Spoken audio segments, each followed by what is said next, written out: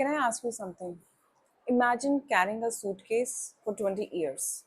Every morning you pick it up, every night you put it down. At first it feels heavy, painfully heavy. But slowly your body adjusts. You stop noticing the weight. Not because it became lighter, but because you became used to carrying it. Some of us are carrying a suitcase just like that, not in our hands, but in our hearts.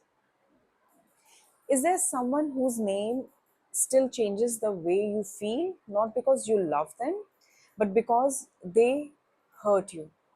Maybe years have passed. Maybe your life has changed. Maybe you have built a new life, met new people, found new reasons to smile, and yet all it takes is one memory, one photograph, one familiar place, or hearing their name, and suddenly it feels like yesterday. Why? How can something that's over still have so much power? I don't think people hold grudges because they enjoy being angry. I think they hold grudges because something inside them never got the chance to heal. You see, when someone betrays us, they don't just break our trust. Sometimes they break the story we had written in our minds, the story where we believed they would never do this to me. And when the story breaks, a part of us breaks with it. Psychology tells us that our brain remembers emotional pain differently, not because it wants us to suffer, but because it wants to protect us. Think about touching a hot stove. You don't forget that pain. Your brain stores it. So the next time it warns you. Emotional pain works in a similar way. When someone deeply hurts us, our brain quietly says, be careful. Don't trust so easily again. At first, that's wisdom, but sometimes that protection never switches off. The lesson stays, but so does the pain. And without realizing it, we stop remembering the experience. We start living inside it. Can I ask you another question? What exactly is a grudge?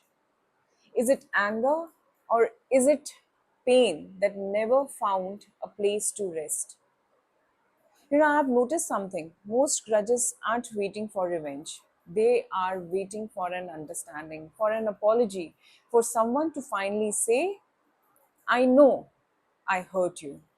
But life doesn't always give us that ending. Some people never apologize. Some people never understand the damage they caused.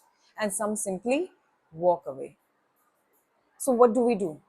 Do we keep carrying the suitcase, hoping they will come back one day and help us put it down? Or do we learn to set it down ourselves? A few months ago, while reading the Bhagavad Gita, one thought stayed with me. Krishna reminds Arjun that attachment isn't only to people. Sometimes we become attached to our pain, to our anger, to our identity as the one who was hurt. That thought that thought made me uncomfortable because I realized sometimes letting go isn't difficult because we still love the person.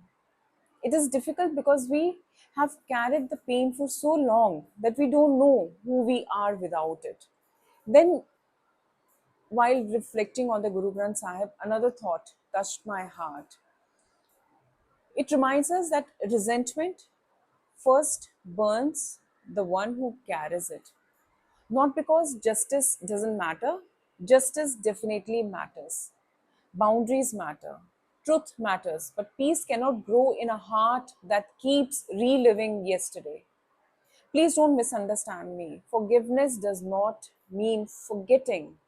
It doesn't mean pretending nothing has happened.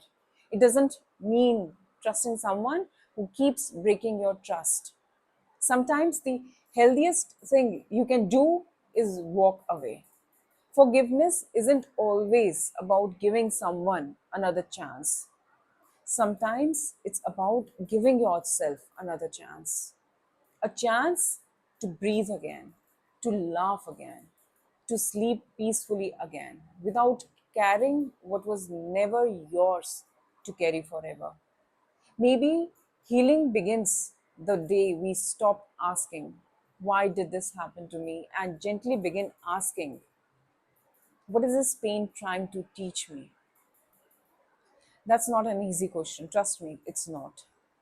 But maybe it's the beginning of freedom. Before your next cup of coffee, ask yourself, am I holding on to the person, or am I holding on to the version of myself that was hurt?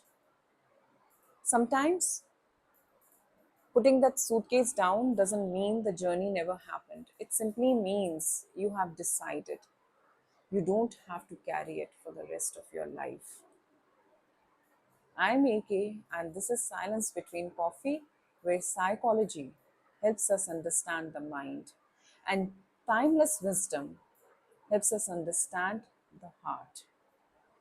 Until next time, take care of your mind and your soul. And remember, sometimes a little bit of silence is important to save yourself.